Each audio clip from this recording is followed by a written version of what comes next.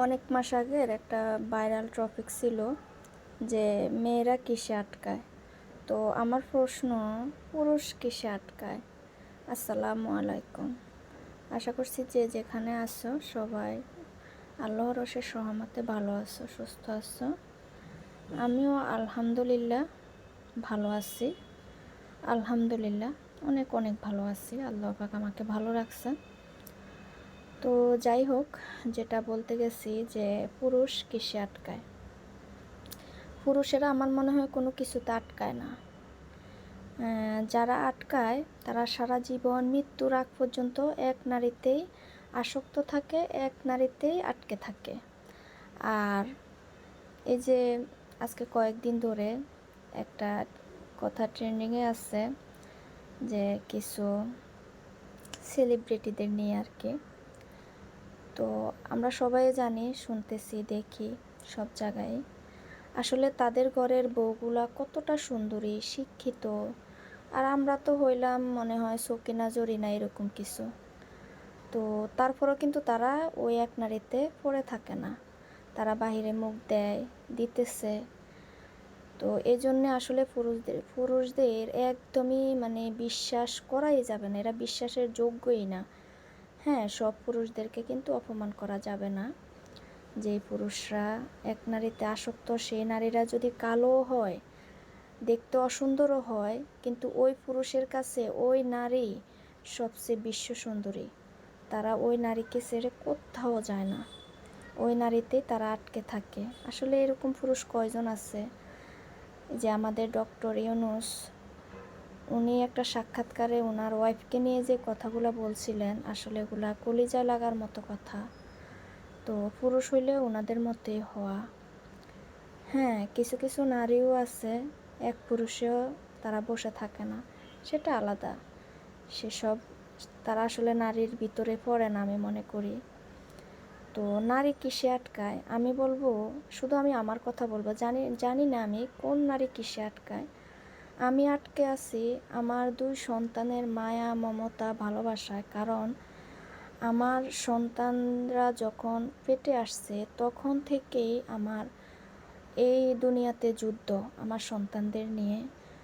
মানসিক, শারীরিকভাবে কোনো সাপোর্ট আমি আল্লাহর পক্ষ থেকে বেঁচে আছি, তো সেটা একদমই আল্লাহর ইচ্ছায় আমি বেঁচে আছি, আল্লাহ আমাকে বাঁচিয়ে রাখছেন। তাই আল্লাহ ছাড়া আমি আসলে সাপোর্ট দেওয়ার মতো আমাকে কেউ ছিল না বরঞ্চ আরও। যাই হোক, শুধু বাচ্চারা দুনিয়াতে আসার সময় মায়ের কাছে ছিলাম 2 বাচ্চার সময়, তারপর প্রায় 1.5-2 মাস পরও চলে আসলাম। আবার একলা জীবন আমার। আমি আসলে আল্লাহ আমাকে স্ট্রং রাখে আর আমি নিজে স্ট্রং থাকার চেষ্টা করি, কিন্তু কেউ আমাকে স্ট্রং থাকার জন্য কখনো চেষ্টা করে না, বরঞ্চ আরও আমাকে শেষ করে, মানে দুমড়ে মুচড়ে শেষ করে দেওয়ার চেষ্টা করে। তো আমি এক কথাই বলবো, আমি আমার বাচ্চাদের ভালোবাসায় আটকে আছি, মায়া আটকে আছি, এটাই আমার পিছুটান, আর কিচ্ছু না।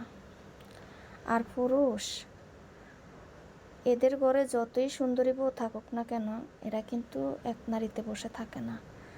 ওই মানুষ বলে না যে স্বামীদের সামনে সাজুগুজু করে, নতুন শাড়ি পরে, নতুন জামা পরে থাকলে স্বামীরা কোনো মেয়ের দিকে তাকায় না। আরে দূর, সম্পূর্ণ ভুল, সম্পূর্ণ ভুল। এটা কোনো কথা হইল? ওই স্বামী যদি স্ত্রীকে মন থেকে ভালোবাসে, সেই স্বামী কোনো দিন অন্য নারীর দিকে তাকাবে না, অন্য নারীর কাছে যাবে না। তার গায়ে থেকে মাছের আষ্টে গন্ধ আসুক, যে যাই আসুক, কারণ সেই নারী সর্বক্ষণ সংসার নিয়ে ব্যস্ত থাকে, কাজ করে। সে প্রেমিকা না যে সর্বক্ষণ সাজুগুজু করে প্রেমিকের সামনে বসে থাকবে। সে এখন সংসারের একটা গৃহিণী হয়ে গেছে, বাচ্চাদের মা হয়ে গেছে। ঠিক আছে? তো এটা আসলে পুরুষরা বুঝে না। দোষটা কিন্তু দিন শেষে এই মেয়েদেরই হয়, মেয়েদেরই থাকে। যাক, আমি দোয়া করি যে মেয়েদের স্বামীর সংসারে শখের পুরুষ নিয়ে সুন্দরভাবে সংসার করতেছে, ভালোভাবে করতেছে, আল্লাহ পাক তাদেরকে আরও অনেক অনেক সুখ দেখ, এটাই আমার অন্তর থেকে দোয়া। কারণ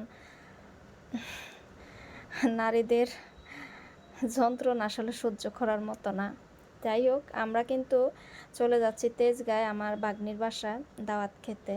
তো যাওয়ার একদমই ইচ্ছে ছিল না একেবারেই, আমি তো যাবই না এরকম বিষয়, আমি ভুলেই গেছি যে যেতে হবে। পরে ওনারা ফোন দিচ্ছে বাড়ি থেকে, ওনারা আসছে আজকে বাগনিকে নিয়ে যাবে। এটা হচ্ছে বাগনিদের বাড়ি, মাঝখানের বাড়িটা 7 তলা। তো আমরা চলে আসছি অলরেডি। তো পরে ফোন দেওয়ার পরে আসলে মুখের উপরে না করতে পারিনি, এটা হচ্ছে আমার বড় সমস্যা। কারোর মুখের উপরে কিছু বলতেও পারি না, নাও করতে পারি না, মানে ভুল কথা বললেও সেটার উত্তর দিয়ে বলি না যে এটা আপনি কেন বলছেন, কী কারণে বলছেন, এটা বলতে পারি না আসলে। তো যারা এগুলা একদম পটর পটর করে বলে দেয়, আসলে দিন শেষে তারাই কিন্তু ভালো থাকে, এটাই আর কি। তো ভিতরে আর খাওয়া দাওয়ার তেমন একটা ভিডিও করি না, কারণ হচ্ছে আমি তো আসলে অতটা এক্সপার্ট না ব্লগিংয়ে। ছোট্ট একটা ব্লগিং শুরু করছি মাত্র কয়েকদিন হলো, অতটা মানে মানে লজ্জা লাগে আর কি মানুষের সামনে ভিডিও করতে। আমরা তার সেলিব্রিটি হয়ে যায় না, বড় বড় ব্লগার হয়ে যায় না, তারা যে কোনো জায়গায় সব জায়গায় ব্লগ করতে পারবে। ইনশাল্লাহ আল্লাহ চাইলে কি না হয়, আল্লাহ যদি চান, ভালো চান, তাহলে একদিন হব। তোমরাও যদি আমার পাশে থাকো, তো যে যেখান থেকে আমার এই ভিডিওটি দেখছো প্লিজ একটা লাইক দিয়ে পুরো ভিডিওটি দেখার অনুরোধ রইল। আর যদি আমার পাশে থাকতে চাও তাহলে একটা সাবস্ক্রাইব করে আমার পাশে থেকে যেতে পারো, যদি তোমাদের ভালো লেগে থাকে, এটা সম্পূর্ণ তোমাদের ইচ্ছা। তো আমরা এই তো বের হয়ে গেছি, এখন 4:30 কি 5টা বেজে গেছে। ওনারা বাড়িতে গ্রামে চলে যাবে আর আমি আমার বাসায় চলে আসবো আর কি। তো মেয়ে জামাইসা সবাই চলে যাচ্ছে। তো আর কি, অনেক কথাই বললাম তোমাদের সাথে, কেউ কিছু মনে করো না প্লিজ। তো তোমরা সবাই ভালো থেকো, সুস্থ থাকো, ইনশাল্লাহ বেঁচে থাকলে আগামী ব্লগে তোমাদের সাথে অবশ্যই কথা হবে। আল্লাহ হাফেজ, আসসালামু আলাইকুম।